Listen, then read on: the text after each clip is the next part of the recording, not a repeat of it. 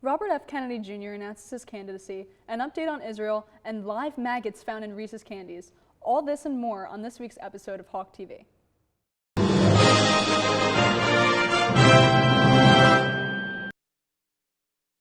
Welcome to this week's episode of HawkTV News. My name is Sage Fernandez. And I'm Ava McGinty. Robert F. Kennedy Jr. has announced that he will run for president as an independent candidate, abandoning his Democratic primary campaign. In his speech in Philadelphia, Kennedy, a vaccine skeptic and promoter of conspiracy theories, stated that he represents the populist movement and intends to challenge both Democratic and Republicans in the 2024 election. Kennedy's decision to run as an independent will require a challenging effort to get on the ballot in all 50 states. He has gained support from disaffected voters across the political spectrum, but has faced criticism from his own family and many Democrats for his conspiracy theories and far-right associations. Some Democrats fear that his candidacy could split the vote and harm their party. Despite wanting poll numbers, Kennedy's campaign continues to appeal to a particular segment of skeptical Democrats, political conservatives, and independents.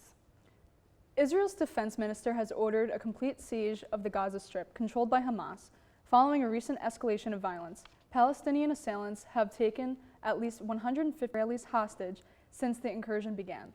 Leading to border battles, retaliatory strikes, Israeli siege aims to cut off Gaza's access to electricity, food, water, and fuel, intensifying the 16-year blockade already imposed by Israel and Egypt. The ongoing violence has shocked Israel, with hundreds of casualties and reservists called up for service. Israeli forces have launched airstrikes into Gaza, targeting Hamas-linked sites, but causing collateral damage. Hamas has claimed to have killed hostages in response to Israeli bombardments. The United States is providing military support to Israel, and tensions are high on multiple fronts. The largest Hindu temple outside of India in the modern era has opened in New Jersey. The temple, built by the BAPS, a religious and civic organization, stands on a 126-acre tract and is composed of hand-carved marble and limestone from Italy and Bulgaria. It took approximately 4.7 million hours of work by artisans and volunteers to construct. BAPS oversees more than 1,200 temples and 3,850 centers worldwide. And this temple is the third abode of the divine built by the organization. The project faced scrutiny and criticism in 2021 due to a lawsuit alleging forced labor and poor working conditions, which was since seen by some plaintiffs retract their allegations. The temple aims to promote universal values and welcomes people of all religions and communities. Next up, we have James with a movie review on Trick or Treat.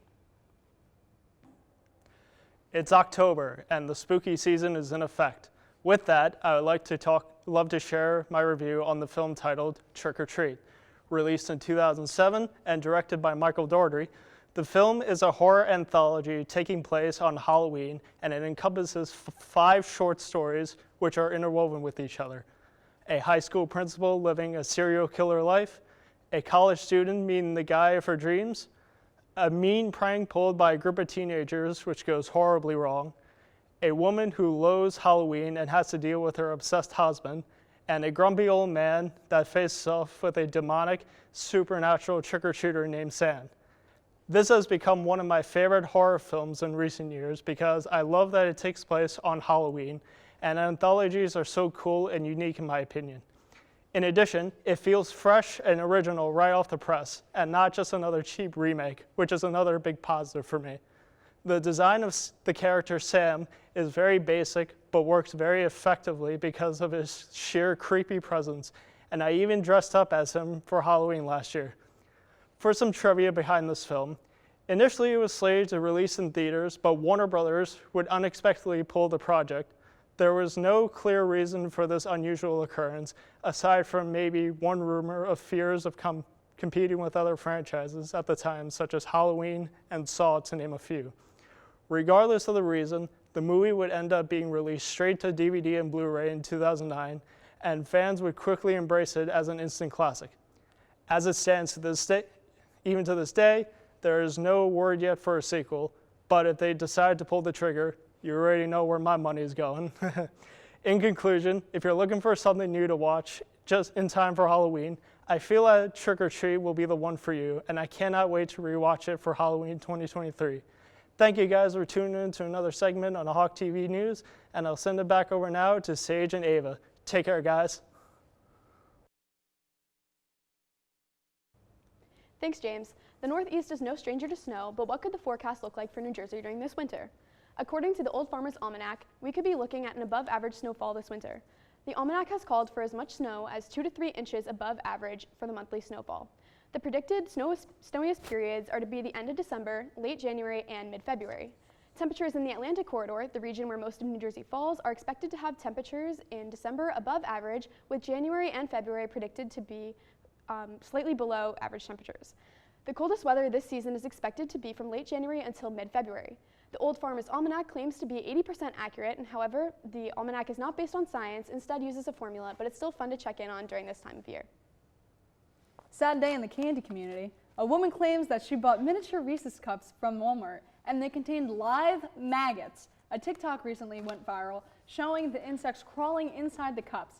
The woman recorded herself opening the cups in question. Said video received over 7,000 comments by disgusted viewers.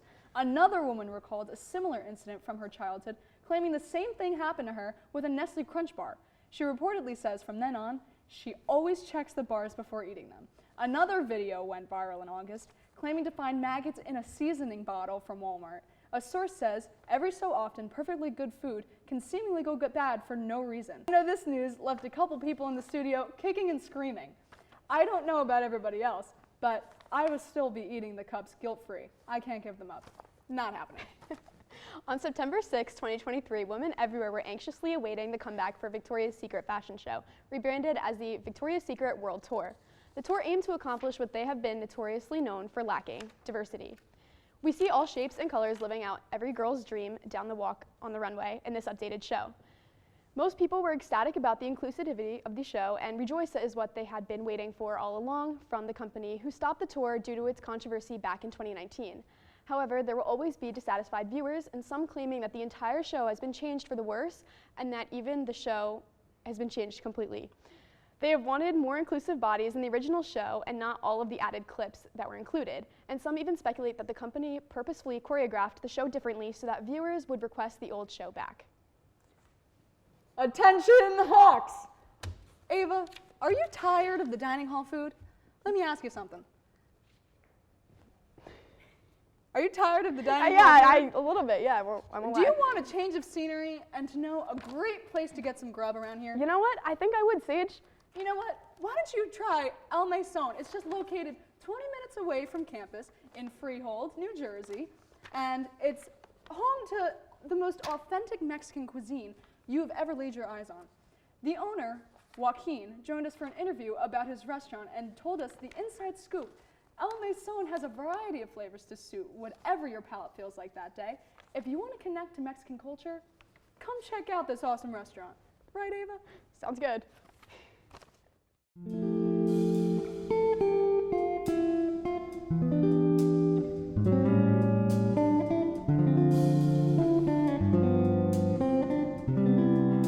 Go. We are here with the owner of El Mesón, Joaquin, here today, and we're going to be asking him a few questions, and he's going to tell us a little bit about the restaurant. And it's only 20 minutes away from campus, so if you ever want to grab a bite to eat, this is a great place to come if you're ever in the mood for authentic Mexican cuisine. How long have you been in business here? How long? Been 25 years. Wow. Have you, can you tell us about what made you want to start the restaurant in the first place? All right. I started because I was working in a golf club, country club. And then I like the people who I work with, and I like the customers. I like to meet with a lot of people. So I enjoy being with and meet different people. That's how I started. So that being said, what's your favorite part about running the business? My favorite part of the business is I always was my dream to have a restaurant, and also I like to meet people and work with my own people and come out with different ideas and be part of the Mexican cuisine. Yeah. So being the owner of your own restaurant has a lot of perks with it. You have all of your food at your disposal. So what's your favorite dish here that you make? Oh, there's a lot of I got a very extensive menu, like can you see it? But so I have a lot of flavors. But depends the day what I feel like have chicken, steak, or fish. So you tell me everything is good. Like if I feel like having fish, I will have the whole fish. If I want a steak, I can go for enchiladas with steak. Right? Or yeah, I want lamb, and the lamb is good. I like burritos with lamb or chicken. I have a burrito too. So my friend actually, the last time that we were here, she didn't like guacamole, and then I told her to try your guacamole, and now she loves guacamole. So that was her like first like real experience with it. So now she loves it. Oh, So okay. because of you and your restaurant, she has opened up her mouth to guacamole. Oh, great, great. No, I got a lot of like experience, like when people like sometimes a lot of people they say no, I don't like Mexican food, but you know when they come here and they try it, they love it. You know what I mean? I don't know. I have really good like calamar. It's so good here too. So depends, you know.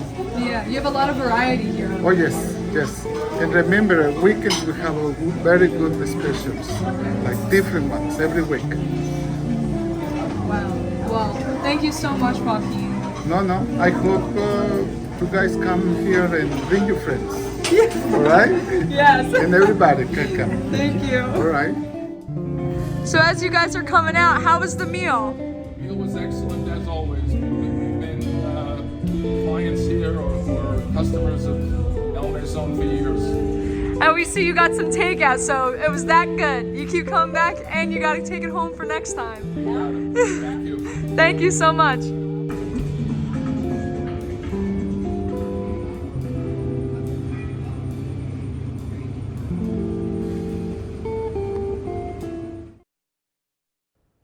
Thanks, Sage. I'll be sure to check it out. A family in North Carolina is looking for answers as 34-year-old Robert Owens was found dead next to an abandoned residence. Groundskeepers that managed the property had seen Owens' body face down, but assumed that it was a prop or Halloween decoration and mowed the grass around him.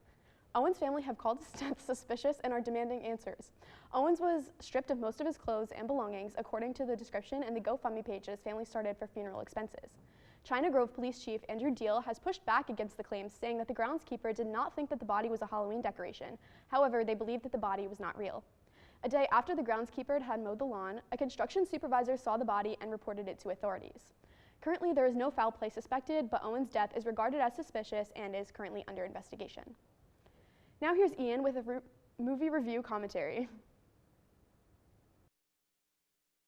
Hello, Monmouth, and welcome back to another episode of Let's Talk Films. This week's film has been an anticipated film not only for me, but for all Martin Scorsese fans around the world. Yep, this week's film is no other than Killers of the Flower Moon. And don't worry, I'm going to keep this review as spoiler-free as I can.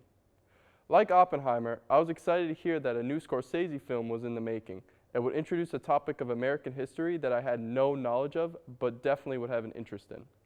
The film is based off the nonfiction book of the same name, published by David Grann in 2017. Killers of the Flower Moon investigates a series of mysterious murders of wealthy Osage Native Americans in the early 20th century, who were being systematically killed for their oil wealth. As Osage tribe members began to accumulate substantial wealth from oil royalties, they became targets for a variety of sinister plots. Some of the murders involved poisoning, shootings, and bombings.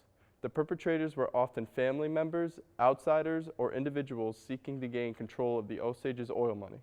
The story revolves around the FBI's early days and its efforts to solve these murders. Killers of the Flower Moon explores themes of greed, corruption, and the birth of the FBI as it unfolds a gripping and tragic tale from American history.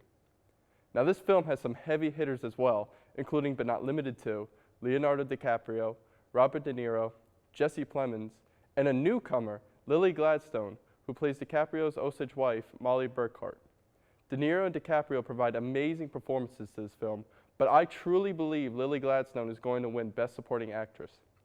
She gives a thrilling performance, and you can especially see her mentally and physically evolve throughout the movie. Unfortunately, for the first time ever in this series, I will have to discuss a negative about a movie. and that is this film's time length.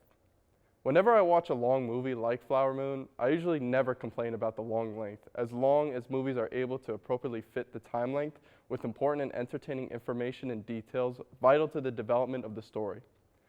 However, with this movie, I felt like there were a few scenes that weren't as vital and could have either been shortened or cutted. Once again, I hate to talk negatively about movie lengths, especially if it's for a Scorsese movie, but with this film, there were definitely scenes that could have either been cut or shortened without interrupting the plot. Overall, I enjoyed viewing Killers of the Flower Moon.